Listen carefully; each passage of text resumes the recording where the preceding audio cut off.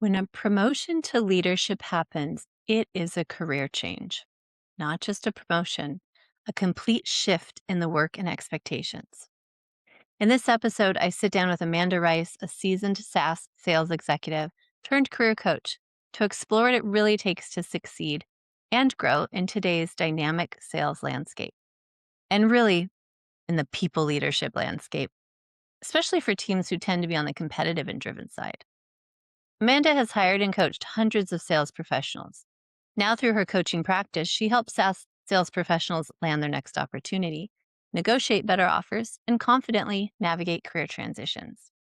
From unexpected beginnings in software sales and the realities of layoffs to the journey of founding a career coaching business for sales professionals, Amanda opens up about transforming setbacks into stepping stones.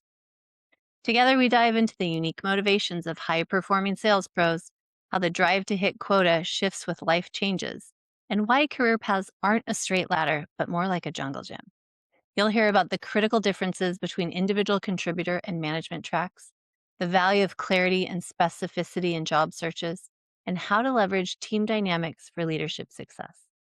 Plus, we touch on the challenges and opportunities of leading competitive teams, building an effective team culture, and embracing AI tools to boost effectiveness, and why a growth mindset is essential for navigating it all. If you're navigating your next step in sales, aspiring to lead teams, or just want to continue listening to leadership tips and understand the sales side of the business a bit more, now's the time. Let's go. This is the HEARTset Leadership Podcast. We're here on the beat of modern leadership to help you crush your goals without crushing your soul or your teams. Hi, Amanda. Thank you so much for taking the time to chat with me today. I'm really excited about this conversation. I'm excited as well. Thanks for having me, Lisa. Why don't we start with having you tell the audience a little bit about you and what you do now and how you got there? Yeah, so I never really thought I would have a career in sales, to be honest. Growing up, my dad was in sales and I was a political science major, but ended up in sales, heavily driven by the money because I wasn't going to be able to pay my bills otherwise. And I started in software sales, literally entry level cold calling. And after a few years working my way up to an account executive, I knew I wanted to get into sales management. For me, I'd grown up coaching girls softball, and I always knew that I wanted to coach individuals. And so that was kind of like my driver towards management. And so I spent the last 15 years leading teams, everything from an SDR manager to account executive manager, all the way up to a vice president of sales.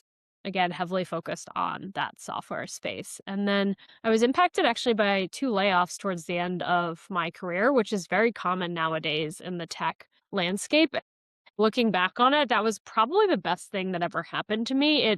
I always knew that I wanted to go out and launch my own business, but I wasn't 100% positive exactly what that would look like. And when those layoffs happened, that was the first time I met with a career coach. And so I really started to understand what that role could look like and how I could have an impact on someone's career, which is what I ultimately really wanted to do. So that was what got me into sales management. And I knew that there was so much more that I could do and offer for individuals. And I think the thing that I love about career coaching and why I went down this path was when I think about coaching in a sales organization, a lot of times it's focused on coaching to help you hit quota. But I really have always cared much more about that individual's career holistically and helping to set them up to drive next steps in their career, depending upon what that looks like for them. And I've always thought of the career as like a jungle gym and not necessarily a ladder. And so I launched this business now specifically designed to help software sales professionals navigate their career. And that's everything from landing a new opportunity to setting them up for success and excelling in that role when they have it as well. So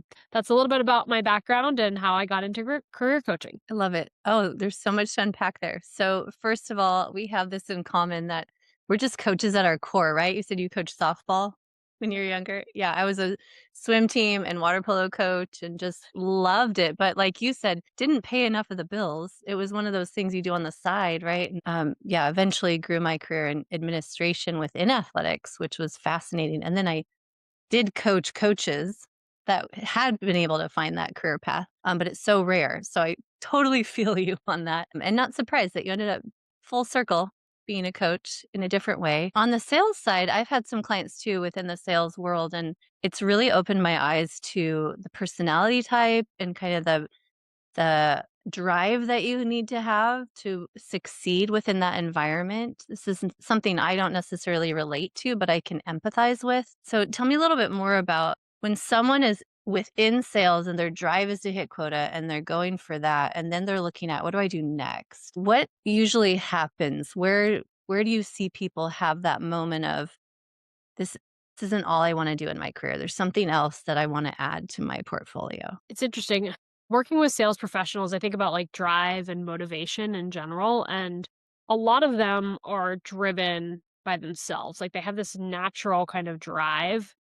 And I experienced this myself. Like if you ask me like where did my drive come from? I've just like always had it. Like I literally remember running sprints on my driveway to like get faster for basketball, right? Like I like that's just who I was. And a lot of sales professionals, many of them come from competitive backgrounds and like they're their own kind of worst enemy where like they're the ones setting the bar really high and being driven to achieve. Another big motivator is typically money for a lot of sales professionals. But I think what becomes interesting is as different chapters of your life happen and take place, there are different drivers that kind of change where you want to go as you think about next steps in your career and new challenges you want to tackle. And so, for instance, like for some of my clients, maybe in their 20s and 30s, money was the key kind of driver and motivator. But now they've started to build families. And so while money is still a driver and a motivator, taking calls at 6 or 7 o'clock at night becomes more challenging logistically, right? And so there is potentially some of that work life balance that starts to creep in. Or maybe it's an organization that instead of being at a startup like they were previously, maybe they're looking for an organization that has like a 401k with a match, right? And so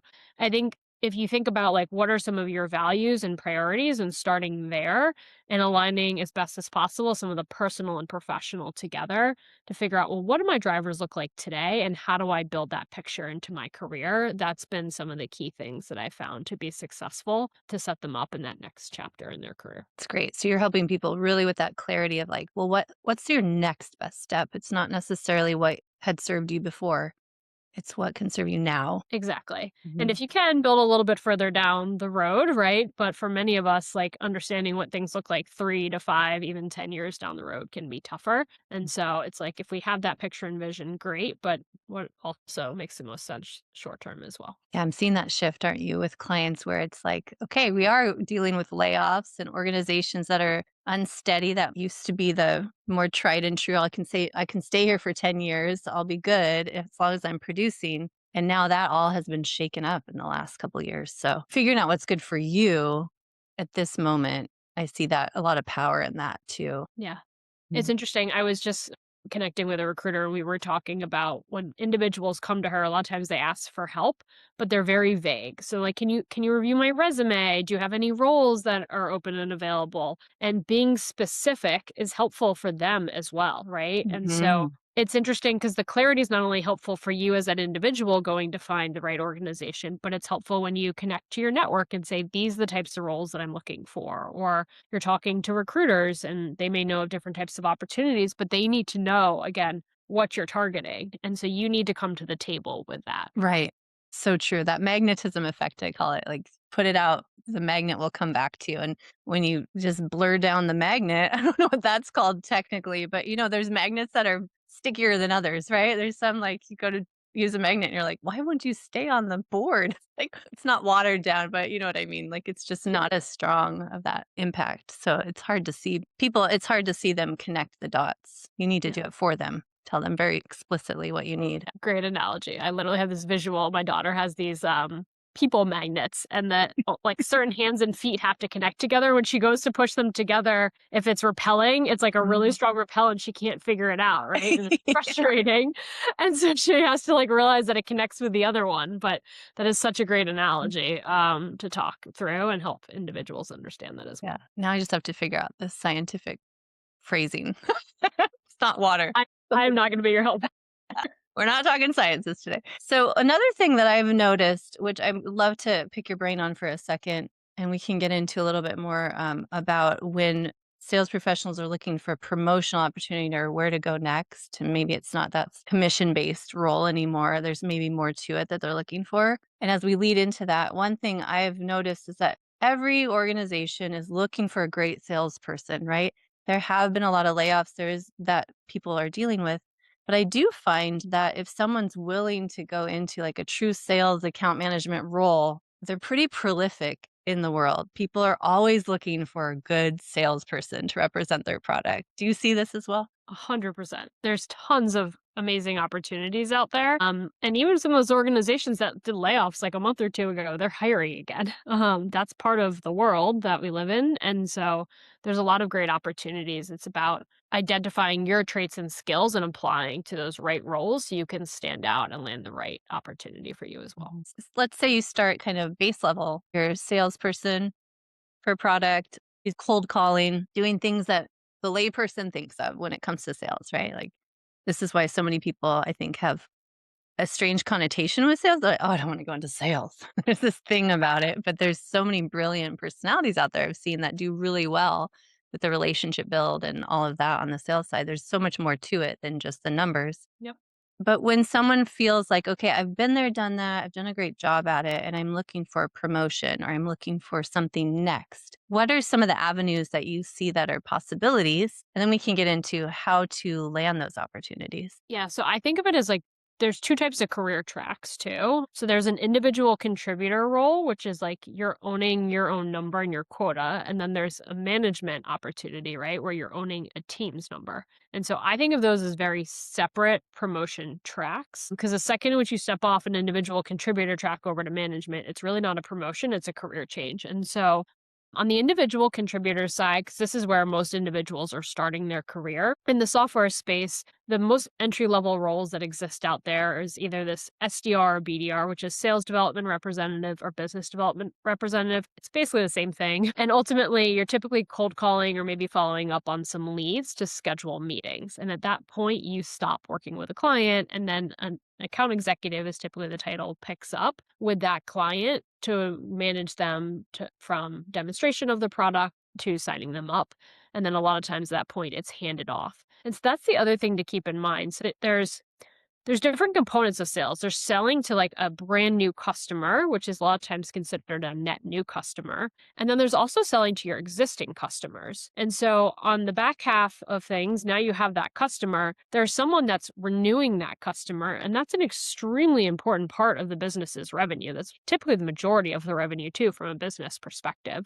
A lot of times that's more of like an account management title. And then there's also typically individuals that are selling either additional products or increasing kind of that product to the customer as well. And so there could be expansion, different types of cross sell. So, like, again, there's different types of sales motions, even just there alone, thinking about the customer life cycle. And then the other piece that I think is fascinating from a sales perspective is you could sell to small businesses, which is a faster sale, more transactional. It's typically like very high volume, and it's anywhere from like a day or two, like you speak to the person and they sign up on that like initial call to like a week or two close. And then a mid-market sales cycle becomes a bit more complex. So the organization is larger that you're targeting. And so there's more buyers involved in that decision. And then you can go all the way up to like enterprise or strategic accounts, thinking of like the Amazons of the world, the Walmarts, like Disney, selling into these really big logos, like the Fortune 1000, right? And so even just that alone, thinking about your sales career, you could continue to grow your skill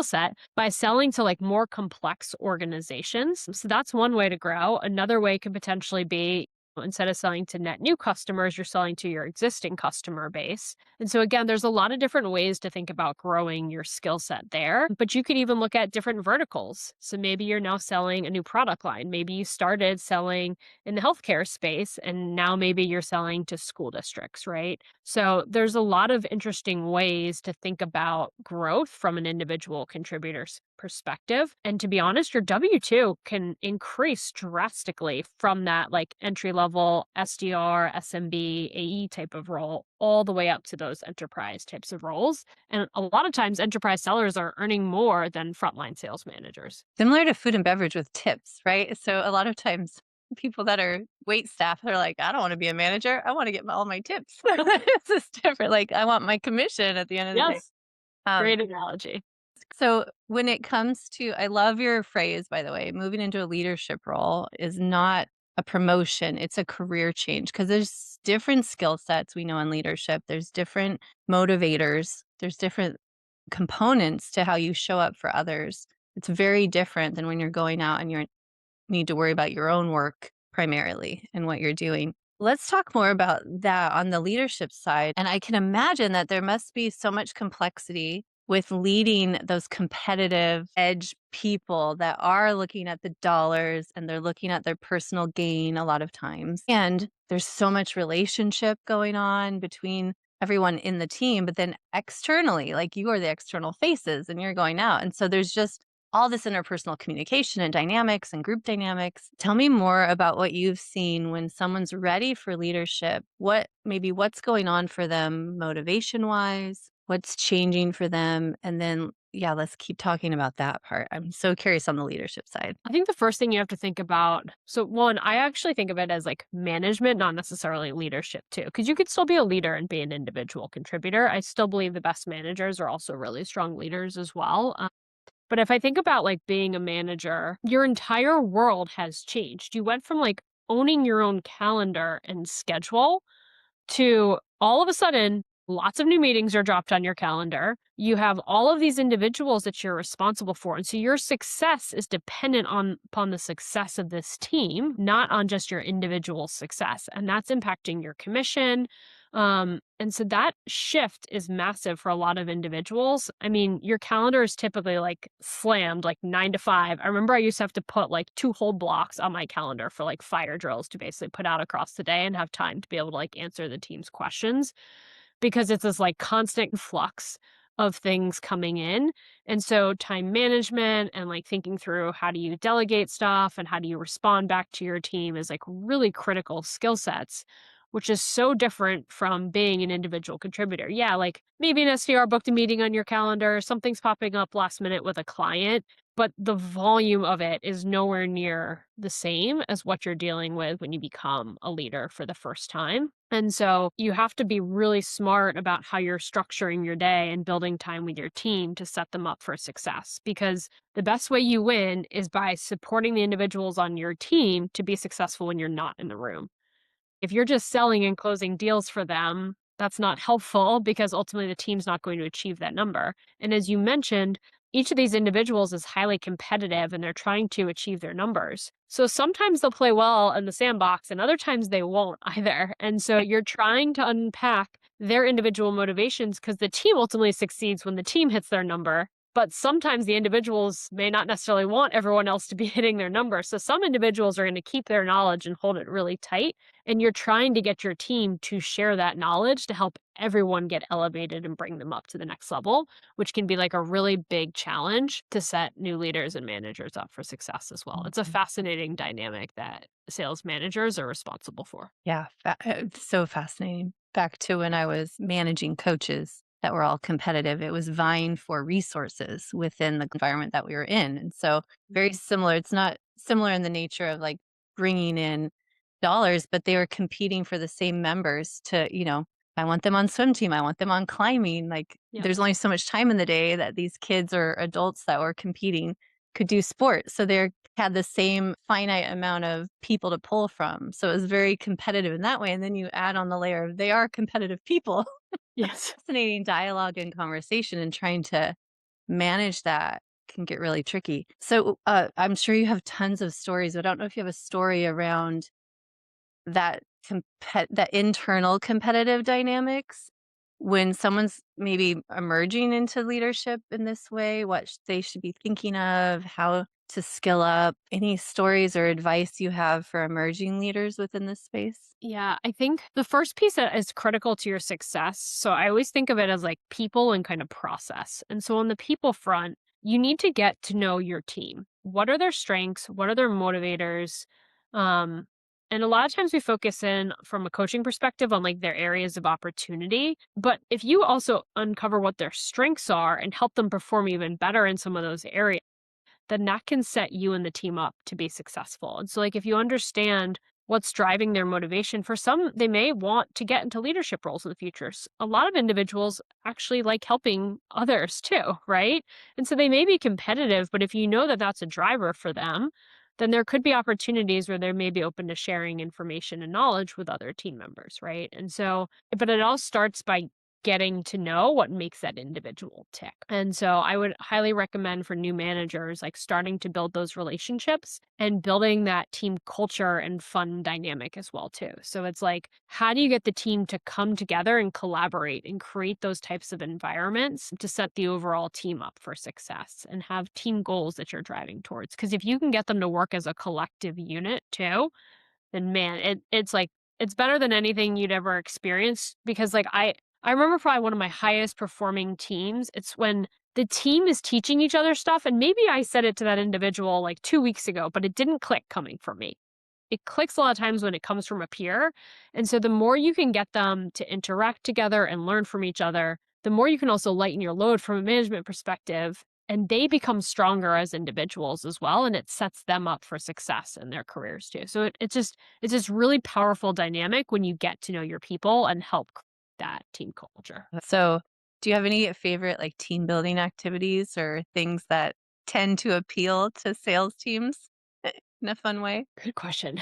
It depends upon if you're remote or in person for different Mm. types of events. If you have budget and you have the opportunity to bring your team together, even if you're in a remote environment, it is worth doing that. I mean, I've done things as silly as like playing songs when deals are closed and like everyone kind of knew their song when we were in an office and like a deal would close and your song would go off. So you could do like cheap, fun things like that. There's, I think, fun rewards and recognition. So, like, you could put teams together and like their games that we used to play. So like every demo they scheduled would be like a single in baseball. And then if they closed the deal, it was a home run. And so like your team was like making its way like around the diamond, right? And then you would earn stuff. In my last organization, my managers used to do this Mario Kart game where their teams loved it. It drove a ton of activity. And like, again, there was like a prize at the end. So there's ways to build competition and fun into some of it. And then like, I think giving different types of rewards and recognition. And sometimes outside of just giving like money for that, there's other ways to reward the team that I think can be very fulfilling. So for instance, like sunglasses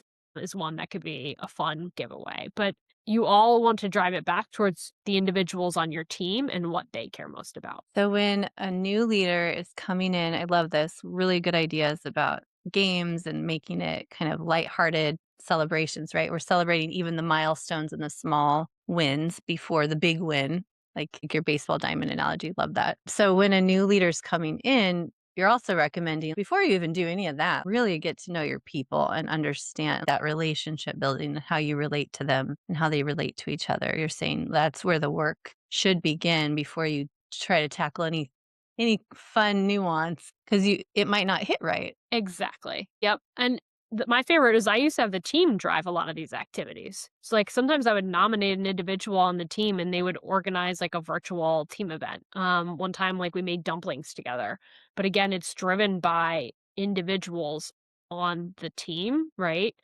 And so, like, if you try to set something up and everyone goes to the event and they're like, this isn't fun, then it's not going to take off. So, that's where it is really critical to understand what your team wants as well. And then give some people on the team opportunities to step up and run those events for you. Yeah. Where are you seeing some of the big challenges for sales leaders at the moment?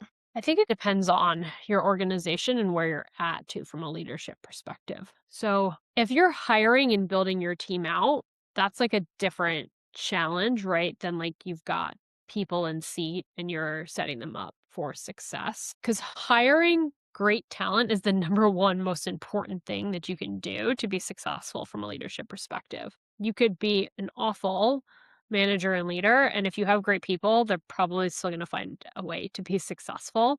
And so I think of those as like two different challenges and skill sets. So let's assume that like you've got kind of an established team then. I think one of the biggest areas that I see new leaders struggle with comes back to the time management component, but a lot of times they don't understand that there's like a process and a science that they can put behind things to make it be repeatable and successful. I know I struggled with this early in my career. I felt like I didn't fully understand and value some of the pipeline management skills that I learned over time and how to break down data and use it to analyze and think about where I was spending my time. So, for instance, like Well, if I think about my team, I'd want to spend most of my time coaching my B players. And then back behind that, it's my A players. And then behind that is my C players, where I feel like a lot of new managers spend most of their time investing in their C players. But you actually are going to have the biggest gain if you focus your time on those middle performers. And then what's fascinating too, from a data perspective, is you can use data along with like understanding those people and call listening to diagnose really quickly where is their area of opportunity and where are their strengths. And so then you can focus your coaching there. But that's where like having that data and that repeatable process that you're using with your team and structuring kind of your calendar, you can be so much more effective to set you up to achieve like the big goals that you need to get to. But I think a lot of new leaders struggle to build kind of that like repetitive motion and muscle, and they don't understand the value of data and how to use it to their advantage. Hmm. It's really good advice because data can tell so many stories, can't it? Well, that is the tricky piece. It can definitely tell different stories depending upon how you look at the data and how you want to use it. So it's about, I think, knowing the right types of data points to look at and how to dig in and have easy access to it. But it's also easy to become overwhelmed and dig too deep in data in the wrong ways. Yeah, on this podcast, we talk a lot about the AI world and how humans leading humans in the age of AI can be really tricky. And so I'm very curious with all the now sales bots and the AI tool this and AI tool that. And then there's sales teams trying to sell the AI when maybe they don't really know how well it's going to go for the client. It must be so complicated, but backing up to there are certain metrics that are pretty tried and true. Like I also love the fact that in sales, your performance is tied so neatly to KPI, right?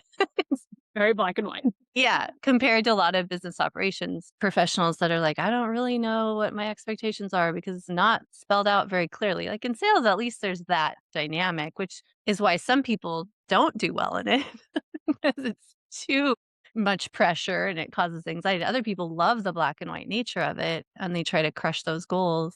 I mean, I always say crush your goals without crushing souls. And so on the sales side, I'm sure there's just a complexity. I'm curious what's coming up for you as I'm saying all this.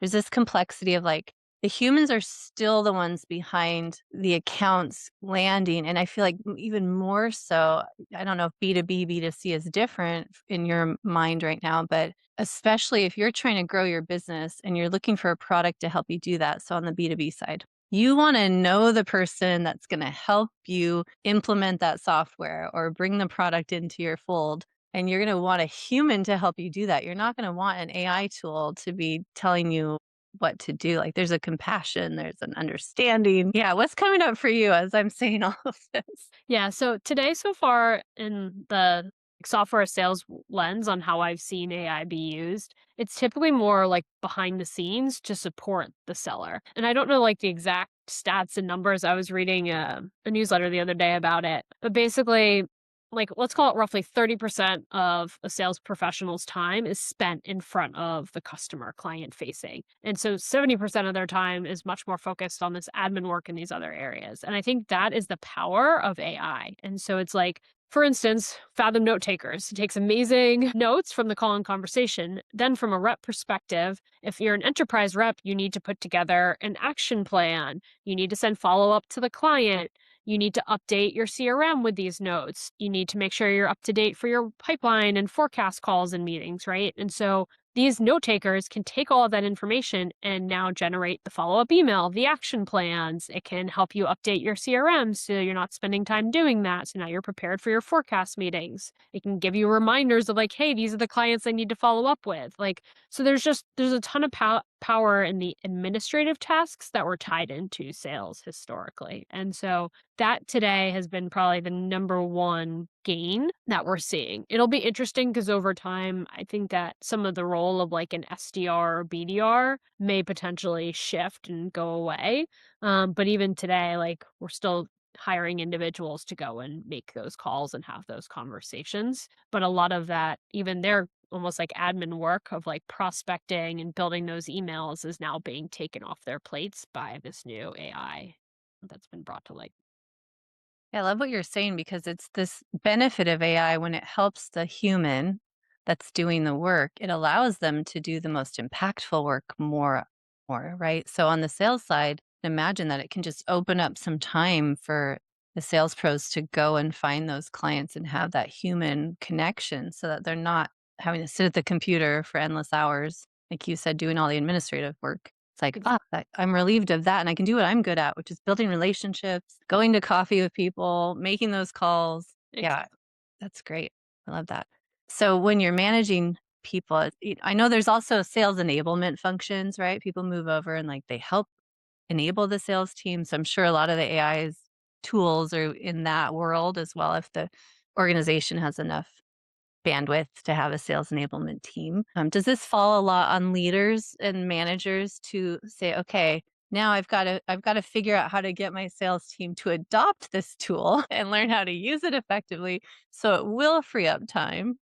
Is that Yeah. falling on managers? Yeah. So it depends upon the organization. You're right. Some organizations have enablement teams that would help support that. If you don't, then it's probably falling on managers. The other place too is sometimes on the rev ops side of the house or sales ops, but they're typically more focused on like the tech stack that exists in the organization as well. They may not necessarily be the ones doing the training, but maybe they're the ones setting up those tools. I think that's the other thing that's fascinating about AI is like you almost have a number of instances where reps are going and figuring some of this stuff out on their own and doing it. If and sometimes the organization hasn't been as prescriptive yet on Mhm. how to do it.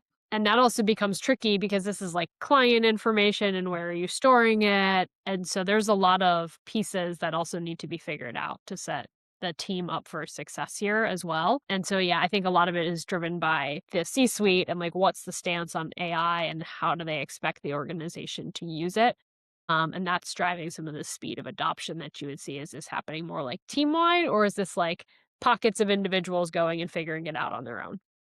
Yeah, I'm sure there's so much of that happening. And so as a manager that those relationships with your team members and having them be authentic with you, again, so important so that you know what's already being used, who's comfortable with it, how you can maybe take it organization wide, the ethics behind it. Oh, so many things to think about. Yeah. It's a lot to unpack. But again, ideally, you also have some reps that are maybe on the ground figuring it out, right? And they're Mhm. the ones pioneering things. And then as a manager, if you've got strong relationships there, you could say, well, this has been really effective. Now I'm going to roll it out team wide or more organization wide as well. I also think this is a huge opportunity for individuals to separate themselves from other people out in the market. It's like, how are you going and learning about these tools and setting up your team to be more effective at the management level, or how are you doing it as well at the individual contributor level? And so, something really powerful that you can take with you from like a resume and promotion perspective to set yourself up. Yeah, such a good point. Everyone's looking for, first of all, are you scared of AI? Are you willing to adopt? Even if we as an organization and we're hiring someone like you, if we're not ready for it, we want people that are have an appetite or that will adopt it eventually, right? That's really what people are looking for when Yep. they're hiring right now. So having some kind of comfort level with the technology. I always look for like the growth mindset in individuals because like if you're open and willing to grow and continue to learn new things, you're going to find ways to be effective in an organization versus being resistant. Yeah, that's a great point. So as far as that goes, when you go into these interviews, and I'm thinking now because we're talking about leadership and management within sales, and you also help people find jobs, find the clarity of what's their next step, and then they're going into these interviews. Any steps, tips, things you work with clients on as far as how do you illustrate that you have a growth mindset when you're sitting in an interview, let's say? So in particular on the growth mindset, to me, this is like, give me specific, regardless, it's always like, what's a specific example of something that you've done to demonstrate that you've actually done it versus just telling me things, right? So for instance, even if you told me that you like read a book, I'd be curious, like, well, what did you learn and what did you take and how did you apply it to actually validate that you did read the book and do that type of work? And so I think it depends upon, well, let's say you weren't employed. During that time in which you're not employed, I would be looking for like, is there a course that you're taking? What are those things that you're going to do to upskill yourself between roles and opportunities? If you're currently employed, then I would be thinking about what are you doing to help improve at a stronger rate in your current role. And so maybe that's like, maybe you're shadowing a top performer across the organization. Maybe you've gone out and you've taken an AI course. Maybe you're just YouTubing and finding videos on how to use it and you figured it out yourself, right? And now it's like, where have you applied it in different aspects of your sales process? And so I think it kind of depends on what state you're in as you're looking for that new role and opportunity, but it's demonstrating that you're going above and beyond to continue to learn and grow, I think is an important skill. And I'm not saying, hey, you need to go tackle 5 new things in a quarter, but it's like pick 1 or 2 at least and be continuing to demonstrate that you're growing and improving. I had a really great candidate once that did interviews for a role with the people that would be reporting to her. And one of the pieces of feedback I got from that team was, well, I asked her what books or things she had been studying recently, and she couldn't really come up with anything. And it really bothered the team that would be reporting to her because they were looking for a growth mindset in their leader, right? It was fascinating. And I had such a different experience. This person ultimately got the job and was brilliant and had one of the best growth mindsets there is. But it's that game of the interview, right? You could leave people doubting or kind of hesitating with a question mark of like, does this person have a growth mindset if you don't bring up those specific examples? Yeah. So I did follow up with her and she actually did have examples, but she had time to think about it. But she was not prepared for that kind of question. So I think to your point, this is that power of preparation really can help. It's a complete game changer, preparing for an interview or not. I relate all of this back to sales. The entire interview and job search process has so much overlap with sales. Like you wouldn't go run a demo of your product for the first time ever in front of a client. Typically, sales organizations have a training program, you role play, you practice, right? And then you go and you do it in front of a client. You're not just going and doing it for the first time. And so, yes, you may not necessarily know all the questions that they're going to ask, but even with the rise of AI nowadays, put the job description in ChatGPT and be like, what 10 questions should I expect in this interview? And it's going to give you a framework to at least start with. And you can use that to then say, like, okay, I now have 2 examples that I can think of with specifics that relate back to these questions I would be expecting to get. And so it's like, take that step of preparation, write out some of those examples, and then practice them too. Set yourself up for success so it's not the first time ever that you're trying to tell that story and that example is live in the interview. I have been seeing a lot of and hearing a lot of people, including clients, of course, and mine too. But just in general, even colleagues that are like, "Oh, I really should start preparing for interview." Like it's changed, right? The game is becoming more prolific. It's more competition out there. Like having a coach, doing mock interviews, doing peer mock interviews, even just saying it out loud so that you can work through the bugs. So powerful. And people are seeing like, "Oh, I bombed that interview. I need to actually prepare for this and like practice." I didn't have to do that earlier in my career, but Yep. now things are different or they're going for an up level, upskilling job. And like you said, it's a career change when you're going for a promotion or leadership if you're trying to move up. And so interviewing for those roles, so different than interviewing for individual contributor as well. The other thing too is we don't interview frequently, right? Mhm. So it's not a skill set that we're using all of the time. And I don't know about you, but I can barely remember what I did last weekend, let alone like 2 years ago in a role. And if let's say you're applying to a role and this happened to me personally, like I was in the ed tech space for 7 years leading sales teams. And then I stepped out of it for 2 years. And then when I was looking for a new role and opportunity, I was applying in ed tech. Well, guess what? They wanted to hear about my ed tech experience, which was 2 years ago. Some of those scenarios were 4 or 5 years ago that I was recalling information from. And so it's also important. I highly recommend keeping like a brag book that indicates like, what was your role like, your responsibility, some of that scope of work, have your specific numbers and like a Mhm. couple of examples that you'll be able to pull out because you can use that from everything from your resume through your interviews to tell your story. And that's where a lot of people really struggle in interviews is they struggle to tell that story because they haven't prepared for it and they can't remember the information that they did a few years ago. Yep. 100% metrics. Anyone listening, if you have a new job, write it down. Don't Right. forget. Yeah, go get that information because once you leave a job or there's a layoff, unfortunately, you don't have access to the data anymore. And it's really hard to recall that and remember it, to your point. Mm. And then also, like, even at review times, like, a lot of individuals can't remember what happened 6 months ago, right? And so we have recency bias. And so it becomes critical to keep track of the information that we've done across the year, because that could set you up for a raise internally or a promotion internally as well. So it's not even just about like leaving the organization, right? You can use it both internally as well. Mm-hmm. 100%. And moving into that leadership position, management role, how you're going to answer the questions, the metrics are going to look different. Like, what does success mean? Well, how many people did you mentor?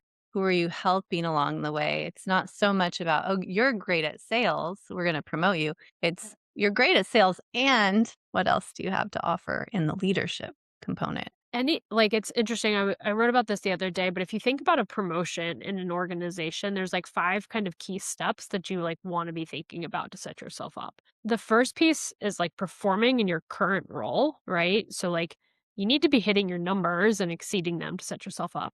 The second piece that's critical is to communicate with your manager. They don't know what your career goals and aspirations are. And so you need to be starting to build those advocates for you internally. And then the third piece is identify who the hiring manager would be. So for instance, if let's say you're trying to move from being an individual contributor into a manager. If that sales manager reports into the VP of sales, get time with the VP of sales and sit down and ask them questions about like what would you be looking for in a great manager candidate? And what are some things that I could do to separate myself and set me up in the future when there is a role or an opportunity available, right? And then it's also like shadow someone in the role. So this is the fourth piece is like a lot of times we think we know what the role is, but we don't. So it's like meet with a current sales manager across the team and be like, can you really help me understand what day in the life looks like? And then the last piece is you need to perform, demonstrating you already have those skills to take on the next role. So it's identifying stretch projects while you're still performing and doing your current role, but you need to have those stretch projects to demonstrate, hey, you're ready to get to the next level. One of the most recent organizations I was a part of,